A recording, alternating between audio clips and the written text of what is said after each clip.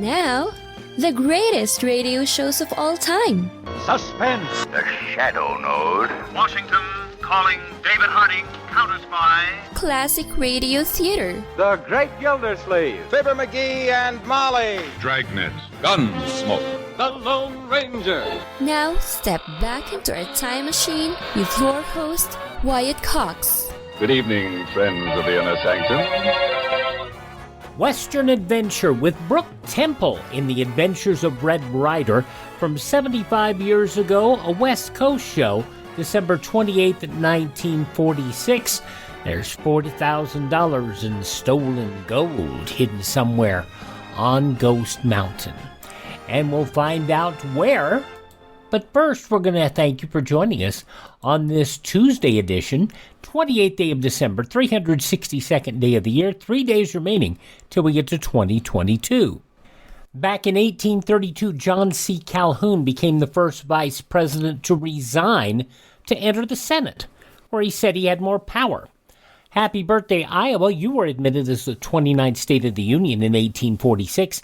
In 1869, William E. Semple of Mount Vernon, Ohio, patented chewing gum. The first municipally owned streetcars took to the streets of San Francisco in 1912. And in 1945, Congress officially recognized the Pledge of Allegiance. In 1981, the first American test tube baby, Elizabeth Jordan Carr, born in Norfolk, Virginia. In 1981, HBO expanded its schedule to 24 hours a day, 7 days a week. Believe it or not, before 1981, they were only on in the evening hours. Pat Sajak started hosting the daytime Wheel of Fortune on this date in 1981. And now, here's your new host, Pat Sajak. Thank you. Thank you, Jack Clark. Morning, everyone. Welcome to Wheel of Fortune. Please do not adjust your sets at home. Chuck Woolery has not shrunk. A lot of people are playing with a vertical hold right now. As Jack mentioned, my name is Pat Sajak, and I've been fortunate enough to wander onto the set of a very successful program, has been for a long time. One of the big reasons for that success, of course, was Chuck Woolery. Most of you know by now, Chuck has decided to leave the show to concentrate on other areas in his career. He's a very talented actor and singer and songwriter.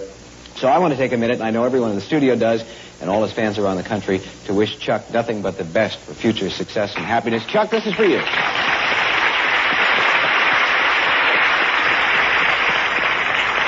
And now, I'd like to announce that I'm leaving the show. No, just... Pat Sajak, now the host of Wheel of Fortune for almost 40 years. He did a lot of other things along the way, too, and Vanna had to replace him for a period because he wasn't well, but by and large, Pat Sajak continues to roll on with a very popular show. The Edge of Night, a long-running daytime American soap opera, ended on this date in 1984 after a 28-year run and 7,420 episodes. CompuServe set a precedent on this date in 1995 by blocking access to sex-oriented news groups after being pressured by German prosecutors. And not all of the news groups they blocked were sex-oriented. They just happened to have the word sex in the title of them. It was a horrible, horrible situation and the beginning of censorship of social media. Realize that's going back 1995. In 2000, Montgomery Ward announced they were going out of business after 128 years. And in 2005, a U.S. immigration judge ordered John Demanjanjuk deported to the Ukraine for crimes against humanity committed during World War II. Passing away on this date in history, Uncle Charlie from My Three Sons, William Demarest, fine character actor. The Beach Boys' Dennis Wilson, film director Sam Peckinpah, TV's Lone Ranger Clayton Moore, Law & Order's Jerry Orbach, writer and activist Susan Sontag, actress, singer, and dancer Debbie Reynolds, and actress and comedian Rose Marie, all passing away on this date in history.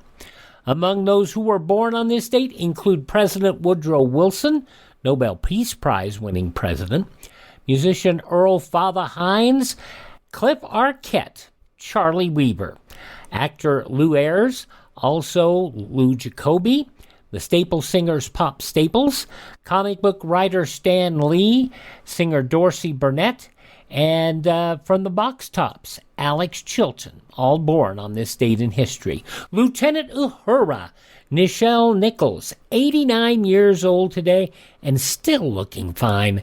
Actress Maggie Smith is 87. Musician Edgar Winter, Frankenstein, 75 years old.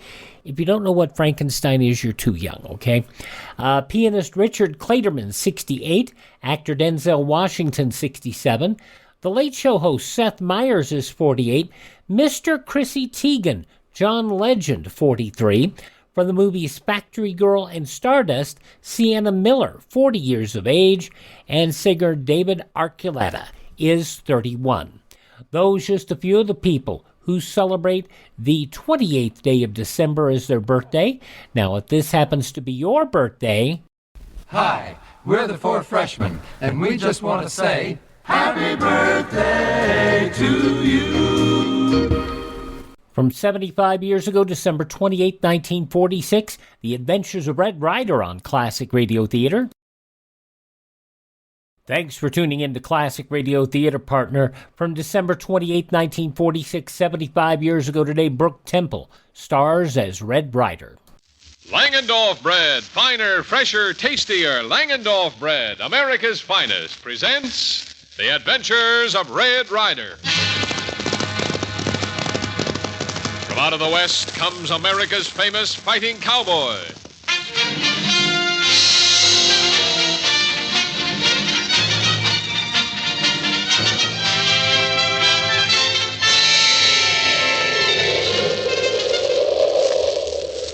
Rowdy, Dunham, this storm.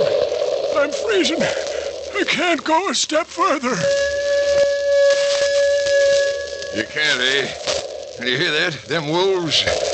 Stop here and they'll get you sure as you're still breathing. Come on, Dunham, leave the fool alone.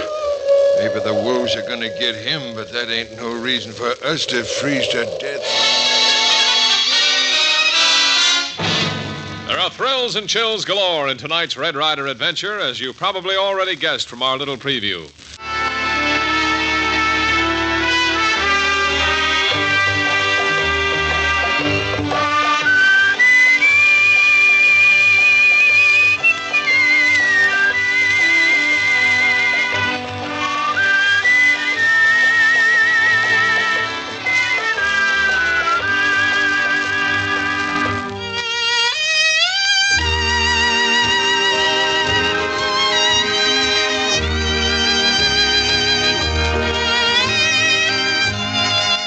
Was a young man and an ailing one, Theodore Roosevelt's physician sent him out west to regain his health, because with all of its history of trouble, death, and destruction, the West also enjoyed a reputation as nature's playground, the great outdoors. But from the fiery wastes of Death Valley to the freezing crags of the grisly Rockies, there was a wide variety in the climate. And as tonight's story of the West that lives forever commences, we find Red Ryder, Buckskin, and Little Beaver discussing just this subject. Tadpole to titmouses, Red. It's a blowing up so cold, the cook had to pour hot water on me to get me out of the saddle. Yeah? Yeah, plumb frizz right on the scissor bill. You know the old saying, you can't fool a horsefly. Huh? But you don't think it's really cold, do you? Me plenty cold. Oh, sure, Little Beaver. You're still wearing your summer feather. And that there ain't nothing to josh about, Red. It's so cold my duck bumps has got duck bumps of their own. What be 'em duck bumps, Red Ryder? Oh, just an old fogey's way of saying goose pimples. Oh, of course, judging by Buckskin, you'd think it was really cold out. I ain't a-saying it's the coldest I ever been, but it's sure downright chilly. It remembers me of one time up in Montana. Now, there was a cold winter. I froze in so many places when I sat down, I was still a-standing up. Oh, that's nothing, Buckskin. A few years back, it was so cold here that when I came in from outside, my watch was blowing on its hands. Oh, you call that cold? Yeah. Why, one winter up in Dakota, I got so cold I had to walk downstairs backwards. Why? My sheepskin coat had turned its tail inside. You know, yawning like this is confusing, Little Beaver. Look at him stare at us. Me get 'em laugh, Red Ryder. Yeah. Oh, say, just one more and then I'm through. All right. Back in '79, I was working on a spread in Colorado. And it was so cold, it cost me my job. So cold it cost you your job? Well, how come? Well, I thought it was a cow out in the storm I was milking. But dadgummit, you know what? What? The cow turned out to be a horse with icicles. Oh. That's a good one. Oh, that stops me, old-timer. You know, Josh, an aside, I think it is going to be a cold winter. So just to make sure, how about riding into town getting some real warm clothes, huh? Me ready. Now you're making sense, Red. Little Beaver and me will go out and saddle up the horses.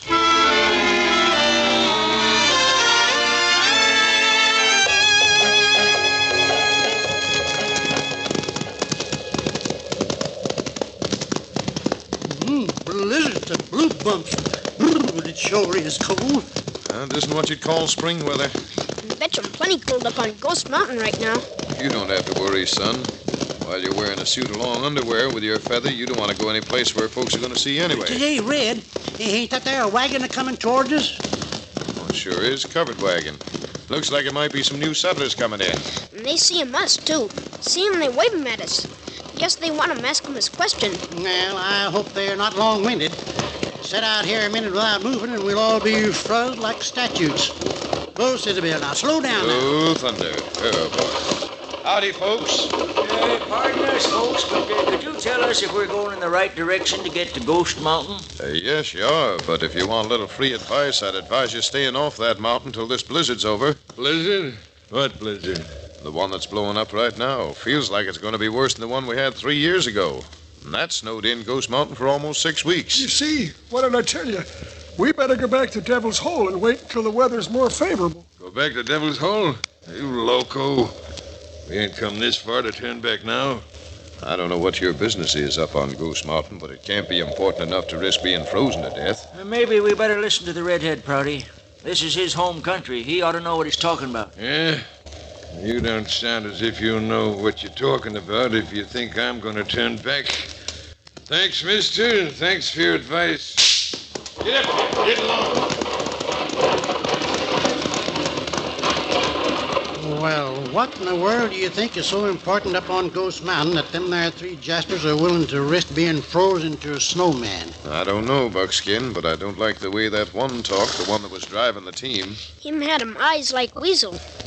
Hell, son, it's a cinch that if we stand here flapping our jaws about 3 complete strangers, we're going to end up just as frozen as we said they'd be.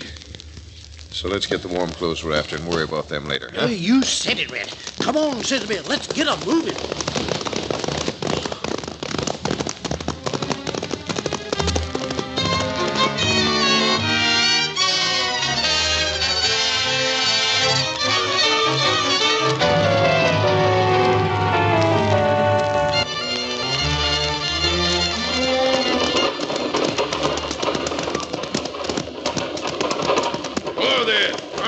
I said, whoa, stop. Well, Prouty, what are you going to do now? What do you think I'm going to do? Getting dark in it. We can't drive this team on that. Besides, according to the map we got, we can't be too far away from that shack we're looking for. Well, just the same, Prouty, I still think we ought to take that redhead's advice and turn back before it starts to snow. All the gold bullion in the world ain't worth nothing to a fella if he's froze to death. Now, you listen to me, Dunham. You too, Baker. Ain't turning back, no matter how much you talk. Yeah, but like Dunham just said, what good'll this gold do us if we don't live to spend it? We'll live to spend it, all right. I suppose you think that redhead warned us about this snow just to hear himself talk. No, I don't, but Hey, great jumping Jehoshaphat, what's that noise? Sounds human. Timberwolf, that's what it was. Yes, sir, and I just heard another one off to the right of us. Prouty, I tell you, I'm getting worried. Wolves. They ain't no more wolves than we are. What's gotten through you anyhow, Prouty? I guess I know a timber wolf when I hear one. Yeah, Dunham. I guess I do, too. And them shrieks ain't being made by no wolves. It's humans, that's what it is. Humans shrieking like wolves, trying to scare us out of here. Scare us out of here? Now what in the world for? I suppose they can find 40,000 in gold bullion every day in the week. Now you ain't making no sense at all, Prouty. Oh, it turns my blood cold faster than this wind. Now look here, Prouty. Now, suppose you listen to me, both of you. You know as well as I do, those 3 men who robbed Wells Fargo with that gold shipment did it 9 years ago. You don't suppose it's going to lie around forever, do you? Well, that's right. But we got the map from the one who died, showing where they hid the bullion up there in the shack on Ghost Mountain. And that still don't mean we ain't surrounded by a lot of timber wolves. Hey, you jugheads. The other two told someone else where the gold was hidden before they were killed. Suppose someone wandering around this mountain found the shack yourself. You still think they'd want us up here? No, sir. I'm getting out my rifle and shooting the head off the first Jasper who crosses my sights.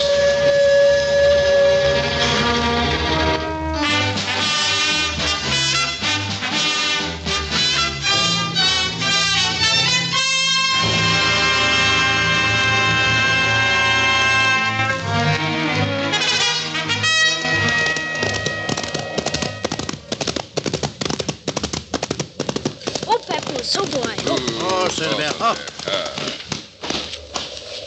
Little Beaver, help Buckskin inside with the packages, will you? Hey, wait a minute. Where are you going, Red? While there's still some daylight, Buckskin, I'm going to turn around and go on back up on Ghost Mountain. Those three gents we let go up there earlier in the day have been giving my conscience an awful bad time. Ooh, they're down to earmuffs, Red. It'll be snowing in a half hour. If you get caught up on Ghost Mountain alone, you'll be worse off than them. Oh, just the same, I haven't got the heart to let those three old duffers go wandering around the blizzard without at least trying to help. If you go in there, Red Ryder, me going with you. Oh, no, you won't, son. No matter how hard it snows, it isn't going to be enough to keep you from going to school, so you're going indoors right now and start in with your studies. Well, I don't have to go to no school. I'll ride up on Ghost Mountain with you, Red. Maybe it'd be a lot better for all of us if you did have to go to school, Buckskin. Why, arithmetic to reading and writing. Hey, that's how I lost most of my hair. Having so much education inside of my head, the hair roots couldn't grow none. All right, if you're coming, Buckskin, go on. Get back in that saddle and let's roll. All right. Easy, Isabel. If I freeze to death, Red Ryder, I'll come back and haunt you for the rest of my life. Now, you do just that, Buckskin. In this kind of weather, an extra sheet will be very welcome. All right, fella. Up that mountain. Come on, thunder.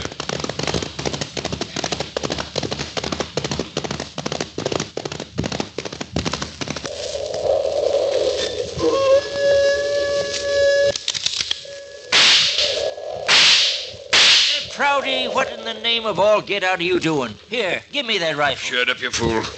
Almost had one of them. Between them wolves and this cold, I'd just as soon be dead. Well, you will be if one of them buzzards who are trying to drive us off the mountain gets close enough to throw some lead. You mean to say you still believe that them ain't timber wolves? You're doggone right. When it's all over, we're going to end up getting that bullion. Look. Where? Well, what do you see, Prouty? By golly, maybe Prouty's right. I see it, too. Them ain't no wolves. They're two men riding horses closing in on us. Here, give me my rifle. You aim for the one on the right. I'm taking a bead on the other polecat. Oh, for the love of Pete. That shot smashed my rifle to bits. Baker, get that 6-gun out of your holster. Hold on there. Put those guns down. We're not even to hurt you. Hey, Prouty, hold on a minute. That voice sounds familiar. Sure, it's familiar. That same redhead we met this afternoon. I'll take good care of him this time. You junk-headed idiot! Put down that there rifle. Oh, thunder. Oh, Cinderella. I doggone it if I got to take that rifle away from you and wrap it around your neck. No, confound you, let go of it. Well, this is a fine lot of appreciation. I'll say it's a fine lot of appreciation.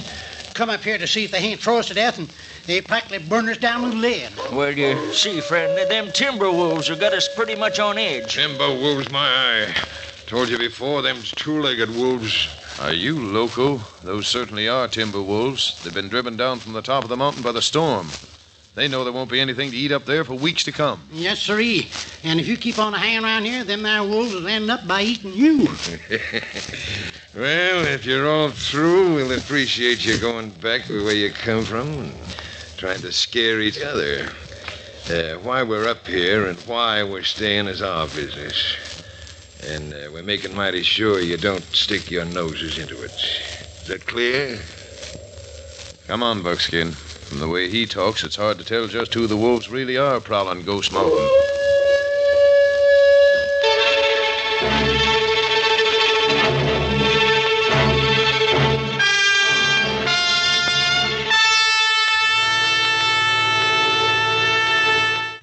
There's certainly plenty of trouble brewing on Ghost Mountain with the blizzard and the starving timber wolves. But where there's $40,000 in gold bullion at stake, there's bound to be a different kind of trouble, I have a feeling. And we'll be hearing it at first hand just as soon as we return to tonight's Red Ryder story. Reed Hadley originated the comic strip hero Red Ryder on radio in 1942.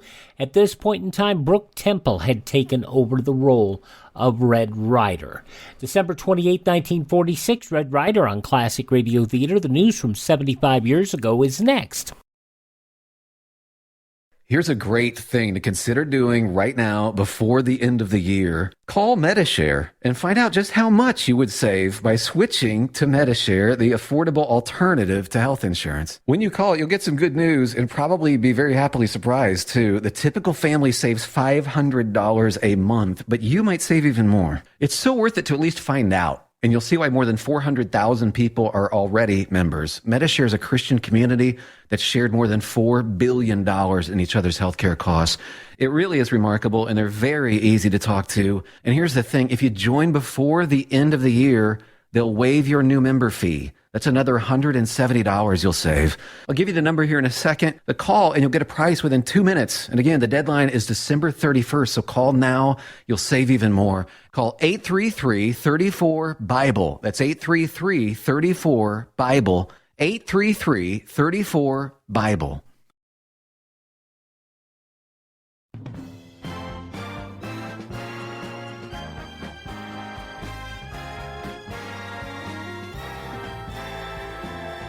You're listening to Classic Radio Theater on your favorite station and an episode of The Adventures of Red Ryder, as it was originally broadcast Saturday, December 28, 1946, in the newspapers of that Saturday. Some 75 years ago, these were some of the headlines. Secretary of Agriculture Clinton P. Anderson yesterday accused a group of New York brokers of trying to kill all federal controls of sugar so they can corner the world supply and drive prices up 10 cents a pound or more. At the same time, Anderson ordered an investigation into charges that another vital commodity, butter, was being manipulated by other New York market operators to the detriment of the consuming public.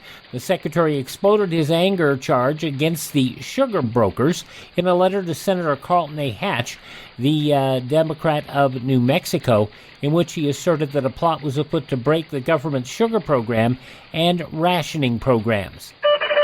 Telegraph message rates soon will go up about 10%, I should say. The increase for Western Union Telegraph Company was authorized yesterday by the Federal Communications Commission in a 5-1 decision.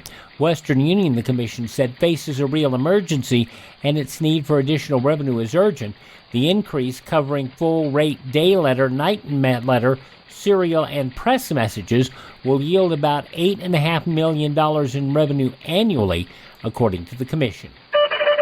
The official head of Ernie Adamson will be the first to roll as a result of his forecast of red revolution. That, according to legislators. Angered because the report got into the headlines before he could pass upon it, Congressman J. Parnell Thomas, the Republican in New Jersey, announced his first act as new chairman of the House Committee on Un-American Activities would be to fire Adamson as committee counsel. Other members of the committee were also irked. The ire of some of them, at least, was directed not so much at the contents of the Adamson report as the fact that it got out prematurely. The United Nations Atomic Energy Commission last night postponed its final vote on an international control plan after Bernard M. Baruch said flatly the U.S. could not surrender the secrets of the atom bomb unless the UN ruled out the veto on punishment of violators. Standing firm in the face of Russia's silence and new opposition from France and Great Britain, Baruch demanded that the veto phrase remain in the report and added that without it, he could not recommend Senate approval. Dozens of persons were injured yesterday when 5 cars of the speeding Panama Limited, Chicago to New Orleans Streamliner, jumped the track. No one critically injured, but a list compiled by the railroad, hospitals, and New Orleans newspapers showed 76 persons were at least bruised or shaken up. 32 passengers and trainmen treated at hospital. The derailment took place on a narrow strip of land 31 miles north of New Orleans, the destination. The train, which left Chicago Thursday afternoon, was running on time. Demands on Capitol Hill that Russia settle now for its Lend-Lease aid were met yesterday with a cry of give them time. The mixed reaction stemmed from the administration's 23rd report to Congress on the operation of the Mutual Aid Supply Program. It showed that 70% of the nation's $50-odd billion contribution to Joint Victory had been marked paid or written off. The report said that Russia, which received 23% of the American outlay, has been invited to open negotiations, thus far apparently without response. St. Paul teachers last night ended their strike, which has kept the city schools closed since November 25th, immediately after the City Charter Commission had approved an amendment providing added funds for the pay raises and school improvements the strikers sought. Magistrate Robert F. Mahoney was confronted in Gamblers Court yesterday with a pretty problem. In fact, two of them, a blonde and a brunette, and a vision of hundreds of rabbits? There were also a few less interesting items to contemplate, such as the hidden room with a sliding panel, 4 telephone wires and 3 telephones, and a mysterious conversation. The beauteous blonde Sarah Handel and brunette Helen Thella, both 25, appeared before the magistrate on a bookmaking charge. The other intriguing items were reported by 2 detectives whose story went something like this. On December 17th, they investigated a building which had a sign on the door, Donna Ray Kennel Club.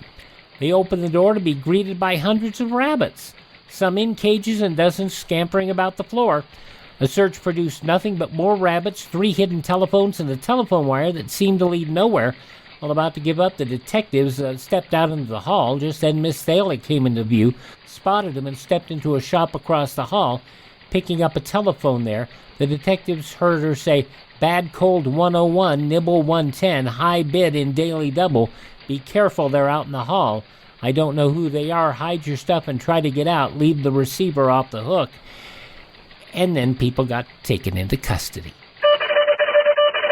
And those some of the day's top news stories as reported in the newspapers of Saturday, December 28, 1946, on your radio, Red Ryder, which continues in just a moment on this Tuesday, Classic Radio Theater on your favorite station.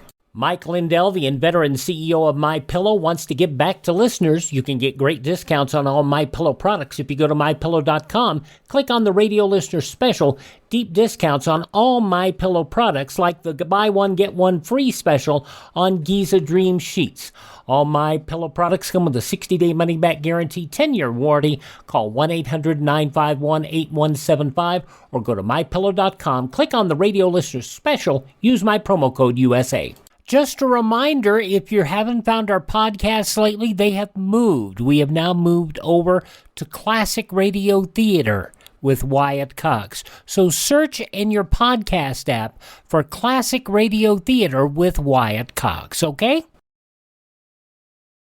Jack Webb on Wednesday's Classic Radio Theater with an episode of Dragnet from 68 years ago, December 29, 1953. The Big Steal, a wave of burglaries have taken place against women, all with brand new fur coats. That's on tomorrow's Classic Radio Theater. But right now, the conclusion of The Adventures of Red Ryder, starring Brooke Temple, from 75 years ago, December 28, 1946.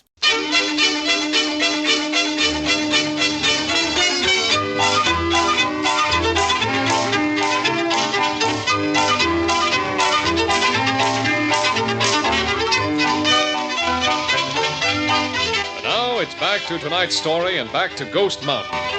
It's late the following day, and Prouty, Dunham, and Baker have been wandering around through a blinding blizzard, desperately trying to find the shack where they believe the $40,000 in gold bullion is hidden.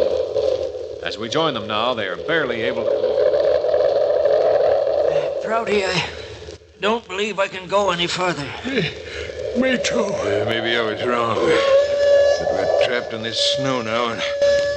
Wait a minute. Do I see something, or am I going snowblind? No, Prouty. I see it, too. It's a shack. It's the cabin we've been looking for. Oh, brother. Another 5 minutes, and I wouldn't have cared if we'd found it or not. Come on. Come on, Baker. I'm a-coming. I'm a-coming. Come on in, Prouty. Well, it's nothing but Providence. That's what it is. Providence. Now, If I can just find a match. I got one someplace. Here, wait a minute.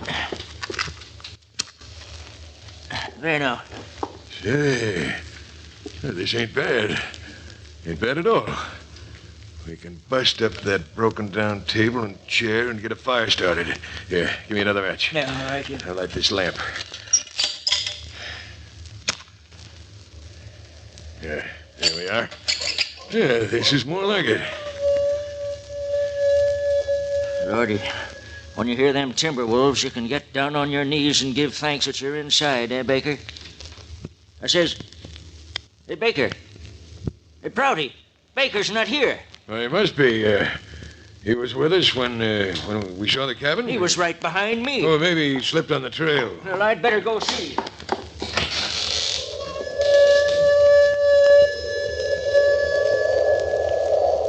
Huh? Well, you see anything, Dunham? Yeah, I see something, all right. What do you mean? There's nothing out there now, Prouty. Nothing but the tracks of a timber wolf. Wolves? Baker? We better bust up this table and chair, Prouty. We better get a fire going. Yeah, we better get a fire going. Fast.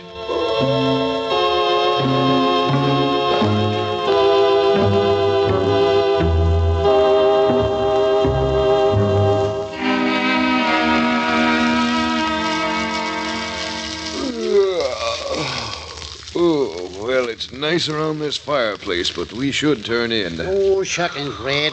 Even with 4 blankets and 2 of them there Southern comforts on my bed, won't be half as warm as round by the fire here. We should complain. Think of those 3 men up on that mountain. Oh, goose pimples, the gorgeous growing watches, Red. You worry too much. Well, can't help it. I've got a little conscience left, and the first thing in the morning, I'm saddling up and riding back up there. But dagnab your ding-dong stubbornness, you pink-haired varmint, you already tried to help 'em. And like they got perforated for all your trouble. I may even get perforated proper this time, Buckskin. But when the sun comes up tomorrow morning, I'm going to be aboard Thunder and riding.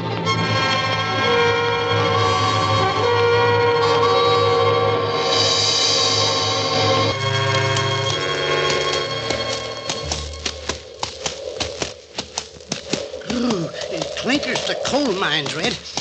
We can't be more than a half a mile away from the North Pole. Maybe you're right, Buckskin. The way you're bundled up, you look like a great big piece of whale blubber anyhow. Look who's a-laughing, will you?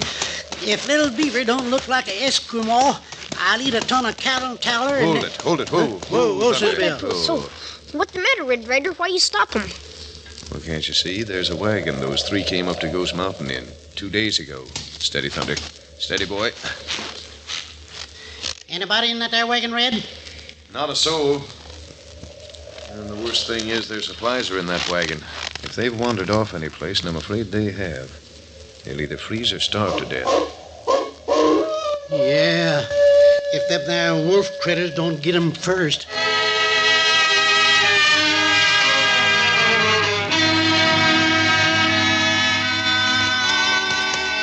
Everything all right, little Beaver? We still see him tracks, Red Ryder. All right, let's keep going. While we can still see their tracks, there's still hope. Red, look out! Great jumping Jiminy. It's the last time that wolf will ever try to jump anybody. Keep moving, fella. If you stop now, we'll all freeze. And Red Ryder seems something funny in the trail. Where, son? What is it? A big lump under snow. Who? Rain up. Oh, Sibyl, hold it. Peppers. Well, Red, what is it? It's what that wolf was after. You mean a wolf no come after us? No, this is one of the 3 men, son. The little old fella. Must have tripped and stumbled, and the snow covered him up. Yeah, froze to death, eh, Red? No, fortunately not. Almost, though. Come on, both of you, get off those ponies. Lend me a hand. Little brisk rubbing and some strong coffee may be able to pull the old gent around.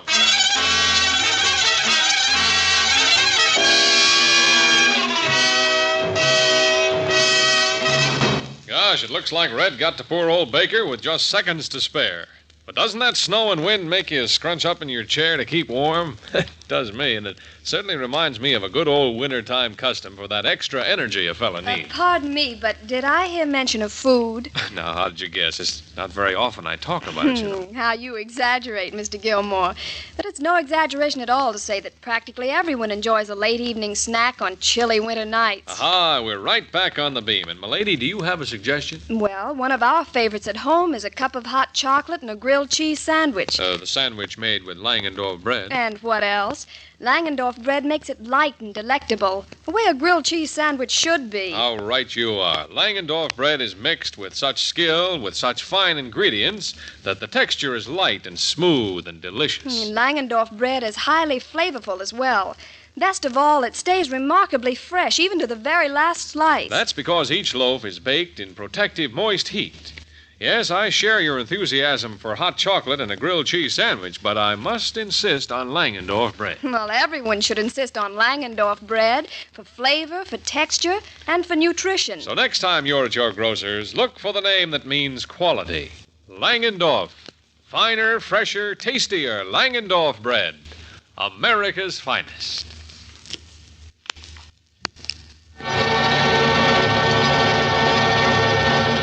Now it's back to the tingling climax of tonight's Red Ryder adventure. As we return to the story, we find the wind and the wolves howling, and in the little shack where Prouty and Dunham have taken refuge, the two men are staring at each other through calculating eyes.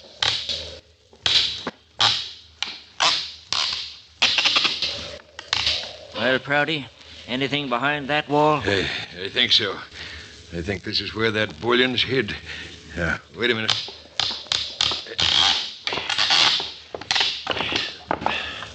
There we are. Dunham, it's here. Here's the gold. It's too bad that Baker couldn't have lived to get his share of it. After all, it was him who took that crook in when he was dying and got the map and the story. Yeah? Well, it was you and me who put up the money to buy the wagon. Well, just the same, it's a shame that Baker couldn't have lived. Well, keeping on talking about it ain't gonna bring him back. Yeah. A fine lot of good the gold's gonna do either one of us if this storm don't quit. Can't keep on forever. Neither can we, without food. A couple of more days and we'll be starving. Starving just like them timber wolves. You shut up. You have to keep talking about Baker and them wolves. Well, I should have hung on to them. You gonna quit that? Stop yelling at me. Yeah? Since when are you giving me orders? I told you to quit yelling at me. Hear that? The wolves are hungry. Maybe if they had something to eat, they'd go away and leave me alone. What do you mean? Leave you alone? You heard me. I mean, leave me alone. Me. Just me. Trouble with you is you're going loco up here. You're worried from not eating. Now sit down. No. Being hungry has just made me think a little clearer. Quit staring at me like that, Prouty. I was just thinking. Yeah? Yeah, just thinking. Thinking about you. I know what you're thinking about. You're thinking you'd like that 40,000 alone. It ain't gonna do Baker no good. Who's talking about Baker now? I am. 'Cause Baker's dead. And I got a feeling you're soon gonna be. Yeah. Soon. Prouty, you're no better than them wolves out there. Yeah, maybe you're a little worse. Maybe. But I'm smart. A lot smarter, Dunham.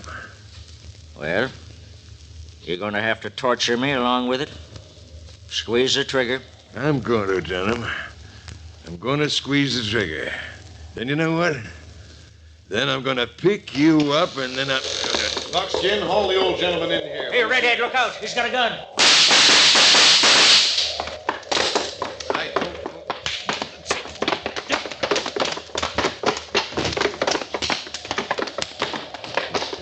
Well, this is all about, but I'm going to find out.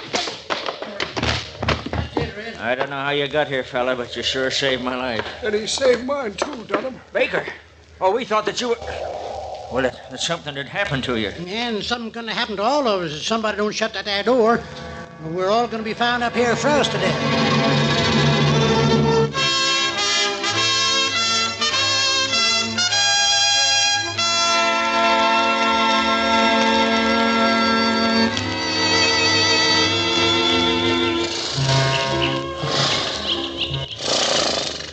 Now, you're sure you know your way into the sheriff's office, Mr. Dunham? You're doggone right. And I'm turning this polecat Prouty over to the sheriff for attempted murder. Yeah, for 2 attempted murders. He hit me awful crack on the head and left me out there to die.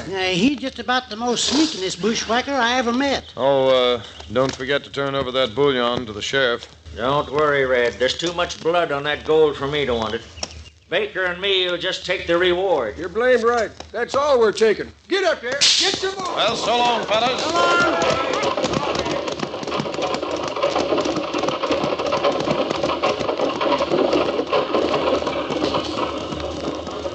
All right, boys. Let's us be getting on home, huh? You betcha.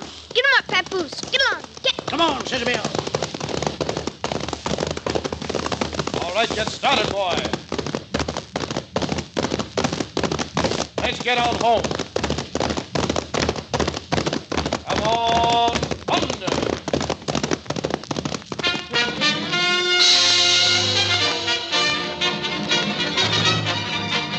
Listen again next Tuesday and every Tuesday, Thursday, and Saturday night at 7:30 for The Adventures of Red Ryder.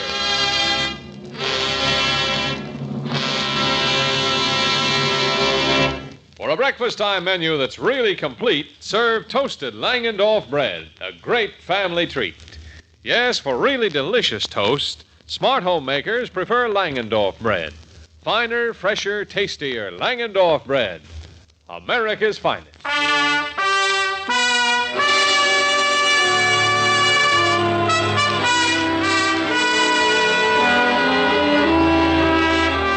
Now, till next Tuesday, this is Art Gilmore saying goodnight for the bakers of Langendorf bread.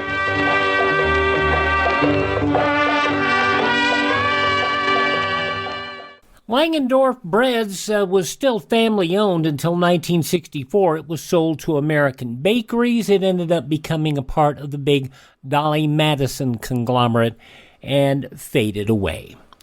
The Adventures of Red Ryder, December 28, 1946 on Classic Radio Theater. Please visit my webpage, classicradio.stream, where you can stream our shows on demand, learn more about classic radio collecting.